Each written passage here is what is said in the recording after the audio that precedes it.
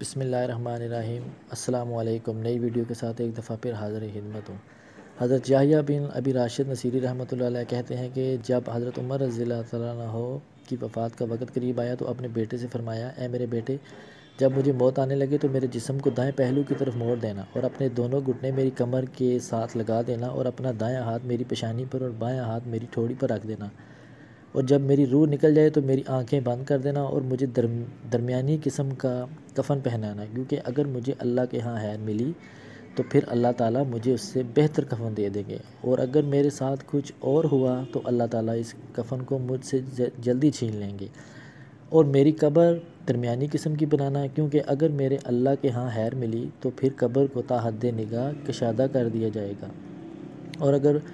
معاملہ اس کے خلاف ہوا تو پھر قبر میرے لیے اتنی تنگ کر دی جائے گی کہ میری پسلیاں ایک دوسرے میں گھس جائیں گی۔ میرے جنازے کے ساتھ کوئی عورت نہ جائے، اور جو خوبی مجھ میں نہیں ہے اسے مت بیان کرنا،